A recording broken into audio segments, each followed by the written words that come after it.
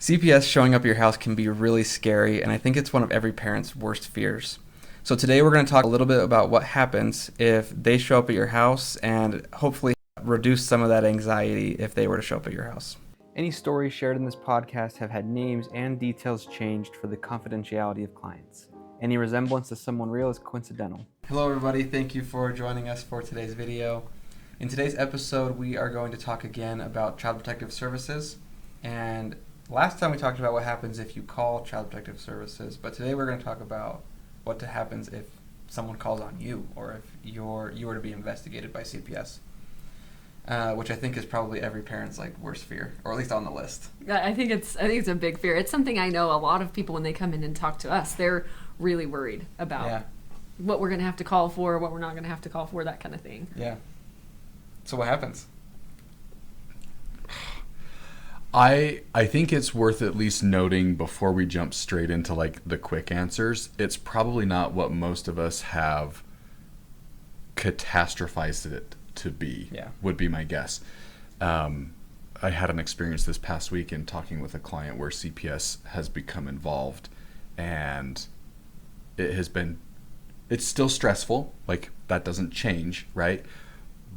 But it's different than what they expected. So let me preface it with that. What's the catastrophic thought, though? What does everyone think is going to happen? Yeah, what is everyone worried about?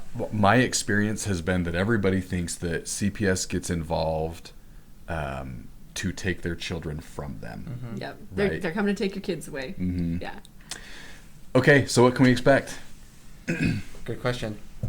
The first thing you can expect is that someone is going to come talk to you and talk to your kid. That's if anything happens with CPS consistently, it's that. Right. Everything else maybe is up in the air, but that part happens consistently. Right. Although we would say this only happens if a case is opened. Yeah. I've had some people panic before because, and you can look back at our last video and hear that kind of the difference between just a phone call and an open case. But if somebody calls CPS on you, it doesn't necessarily mean they're coming out. If they decide not to open a case, you may never hear anything. But if they decide to open a case, somebody's coming out to talk to you. Yeah, that's the bare minimum that will happen. So would you potentially not... So let's say I called CPS on you, and let's say they determined not to open a case. Would you ever even hear about it? As the person they called on? Uh-huh. Nope, If I would called never them, know. You would never even have No. a clue. Okay. No, I would never find out. But open case, they're coming to talk to you. Where are they coming to talk to you at? Anywhere they can find you, actually. So they'll typically will try and talk to your child, and then they have to notify the parent. So they are allowed to come talk to the child at school without your knowledge, which I think is kind of scary for parents.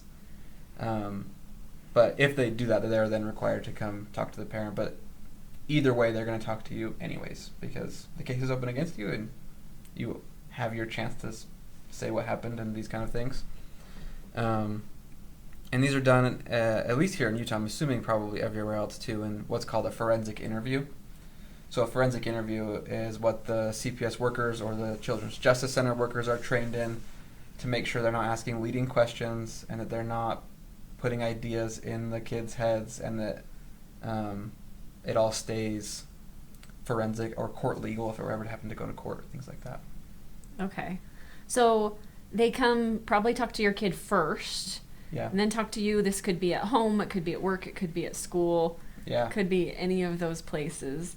And then what happens next? Well, what do they say? That's a good question. They What do they say? Hey, there's an open case, and then ask your story? Or do they say, there's an open case, so what happened? And you're like, oh, I don't freaking know what happened, otherwise I would have reported myself. I mean, how does it work? I guess any worker could say it however they wanted to say it. Best practice would be knock on the door, they open it, hey, we're with the state, we're with Child Protective Services. There is an open case for physical abuse with Johnny. That would be best practice, right? You would know exactly what is happening, ideally. Okay. So let's say there's an open case for physical abuse with Johnny. What kinds of, how could you expect that conversation to go down? What kinds of things would you be asking? Yeah. The interview with the child is a recorded forensic interview. The interview with the parent is not. So it's much more casual. It's like, hey, look, he showed up at school and had like a busted lip and said it was from dad. What happened? And then that gives them the opportunity to say, oh yeah, it was this, this, and that, or this is actually what happened. I remember I had one case one time where I went to a daycare because this little boy, he's like 3 years old, had told the workers that his dad had Superman punched him in the face. And I could totally see why that would be open. Superman punched? Yeah. I get that. And he was talking about how him and his dad are always punching each other and stuff. And so go talk to the kid, and he's like, yeah, me and my dad fight all the time. Go to the house, and he's like, I mean, the kid had no bruises or anything like going on. And through talking to the mom and the dad, and then actually the older sister, it's like, yeah, they just like play superheroes. No one's actually punching each other, right? So that conversation with the parents looks a little different of like, this is what he said, what's happening? And I had parents sometimes be like, yeah, they were back-talking me and I popped them in the mouth and been super upfront about it, and other times not so much, but. Okay. I was going to say, that's good to know because you talk to my little boy, he knows all about power bombs. Yeah. And he knows all about... And what little kid doesn't love superheroes and fighting right now? Right. So, okay, how come this is my thought process, why is the interview with the adult not recorded? That's a good question. It's not, like, I don't know what you'd say. It's not like admissible in court, right? Right, like idea? on the record kind of a thing. It's not something that can be used against you, I guess, right? Right.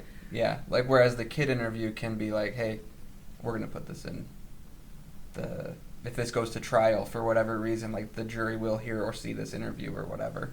Okay. And the parent interviews and it's not on, there have been times where they forensic interviewed adults, but it's, with the kid, it's like, this has to happen, and with the parent, it's like pretty rare. Okay. So then you have this conversation with the kid, you have this conversation with the parent. Then what happens from the case, the caseworker's perspective? Like, what is next steps after that? The caseworker has like essentially a checklist of things that they're supposed to do. So you talk to the kid, you talk to the parent, talk to the person who called it in, and another important one is that you talk to somebody who knows your family. And that's usually like, I will ask the parent. So, hey, this case is open against you for this, this, and that. I talked to your kid, I've talked to you. Who is somebody that is like, knows you and your kid and your family? Maybe it's an uncle, maybe it's a sibling or whatever, a neighbor. And you go talk to them and you'll say, hey, do you have any concerns about the safety of blah, blah, blah?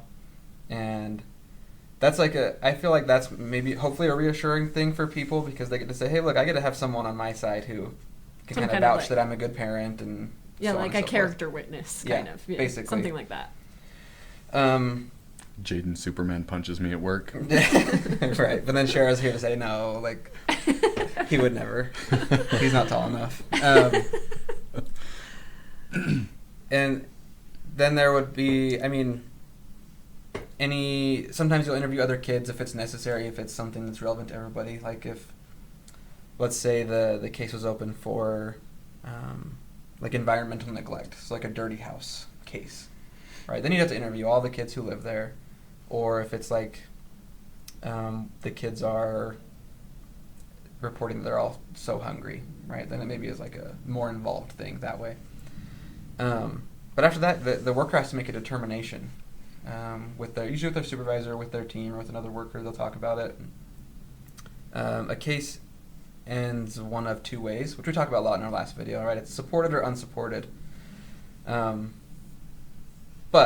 to kind of keep it where we're going with this, like, when does a kid get removed and when does a kid not get taken away? A kid getting taken out of the house is like final step, right? If the environment is not safe and the adults in charge will not agree to any changes to make the environment safe or keep the environment safe, like a safety plan. Mm-hmm. That's when a removal happens. There are a lot of steps before that in Yeah. 99% of situations. So give us some ideas, like what are steps before that? Because I think a lot of us, like just from the media and from some of the comments we hear, just hear that like, oh, somebody called CPS on me and they just came over and they just snatched my kids, right? I mean, you hear that a lot. Sure. And you hear a lot, like I hear and see a lot of things about there was nothing even going on. Somebody just my ex-girlfriend made this false report and now my kids are gone. So I think that people don't know a lot about all of the steps in between. So what are other things that caseworkers try to do instead of removal? The first, it's kind of like we talked about with like levels of care almost, right? It's going to start with the least intensive intervention to the most intensive intervention, which would be removing the kid. But so least intensive would be connecting the family to like community-based resources. So Therapy. Getting therapy for the kids and things, or for the parents, or even like, let's say you don't have enough food in the house. Like, okay, well here, let's get you on WIC or get you food stamps and these kind of things, and get you connected with the what do they call it? The kitchen at the Catholic Community Center. You know what I'm talking about, like the whatever. It's not coming to me right in a second, but like any places, resources for food.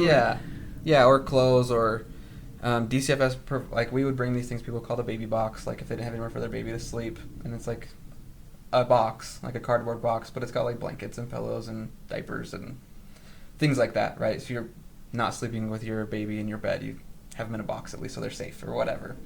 So DCFS provides a lot of these resources that they get from donations and things, or connect you to the community. That's kind of like level 1 base intervention, right? Hey, you need a little help with something, here, take this and we'll close the case and be on our way, kind of thing. Yeah. Past that is like maybe you have a case open with DCFS where you have a worker who's helping you accomplish that goal, right? Maybe you have someone who comes in and helps you clean your house really good one time, and then they check in with you every week, and then they slow it down to every month to like make sure you're doing okay. And if you need help, if you need cleaning supplies, if they can come help you clean, they'll check in to make sure things are clean.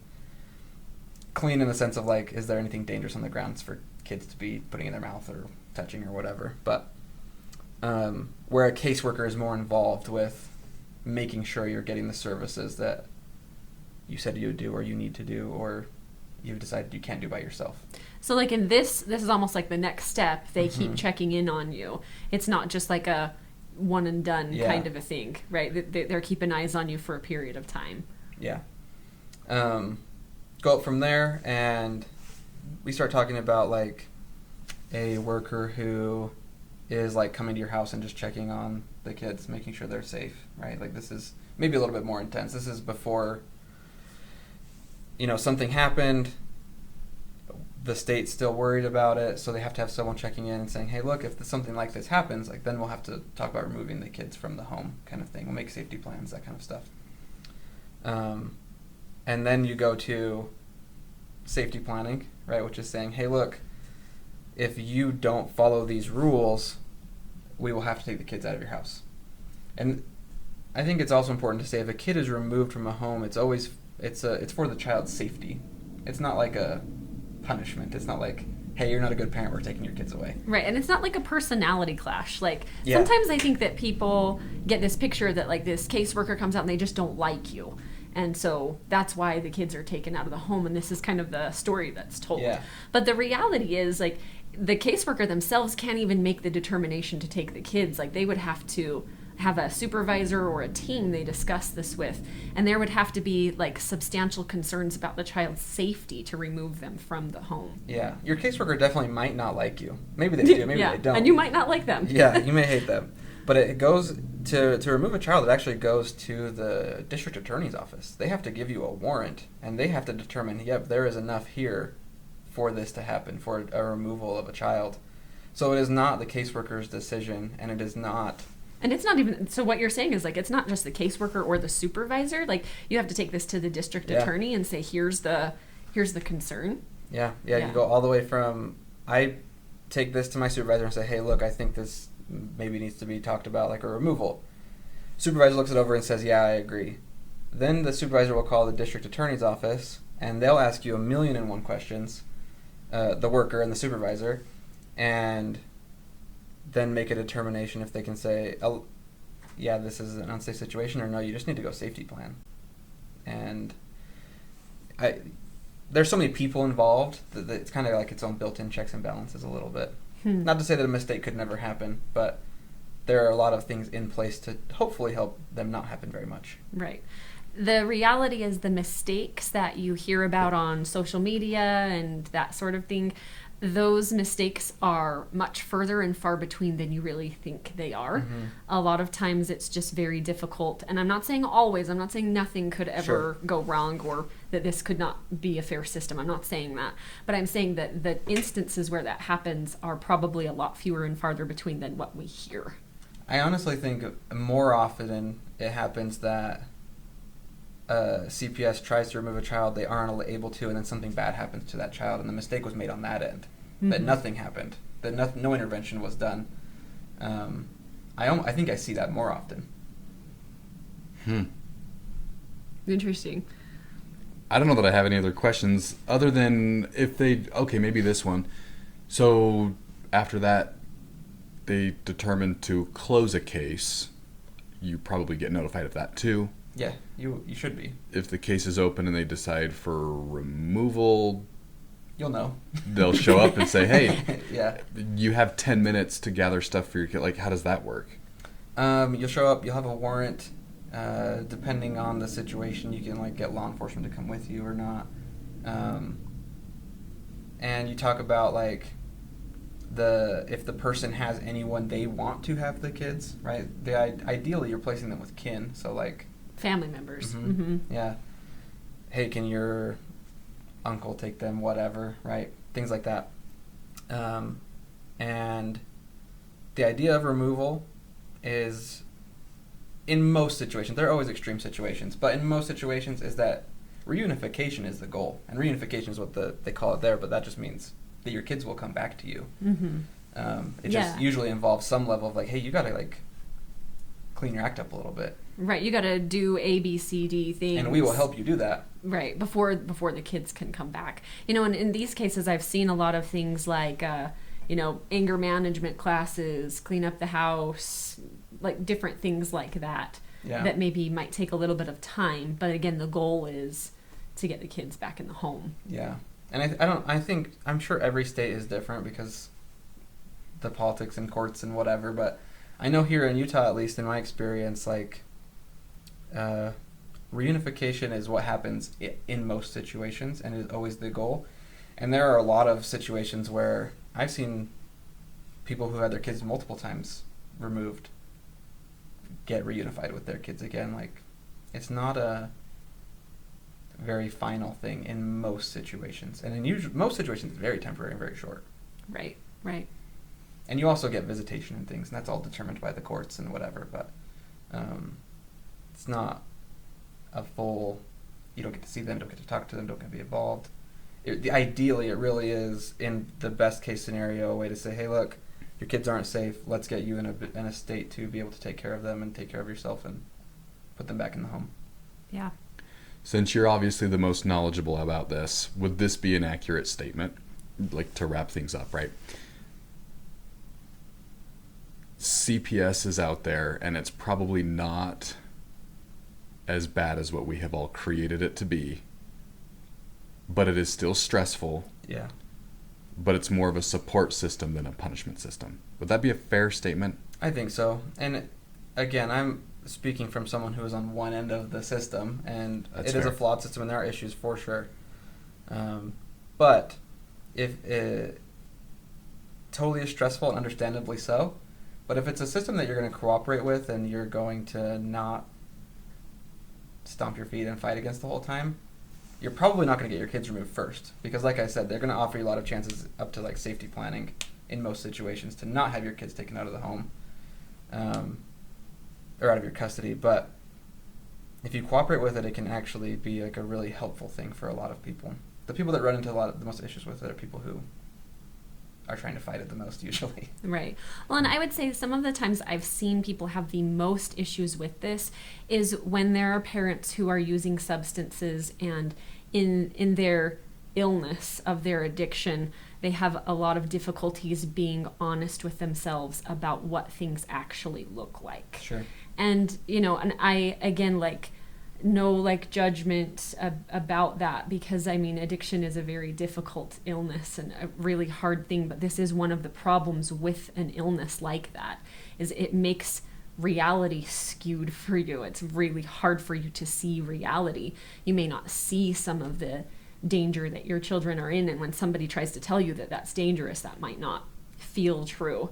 And so I think that those are some of the situations where I've seen this be the most difficult, is just when people are far enough into an illness that they can't see some of the danger and feel like the real problem is the CPS workers trying to get the kids away from them because they don't like them. Yeah, I'd say if CPS knocks on your door, it's okay to be stressed, it's okay to be worried, it's a scary thing. Take it one step at a time. There's a process to it, and there's a system to it, and if you are cooperative, or at least will work with the people, like, your worst fear, this catastrophe of like having your kids removed, is probably not going to happen. Thanks for the insider info. Yeah. Well, who knows? Maybe this will, with the way policies change, it'll be outdated like tomorrow. So who knows? Well, thank you everybody for joining us for today's episode. If you have any other questions, we'd love to answer them. Please leave them in the comments if you have any ideas for videos, and we'll see you on the next one. Thanks. Bye. If you enjoyed today's video, please like and subscribe. Thank you so much for watching. We've got other videos for you to check out and more exciting things coming soon. So thank you.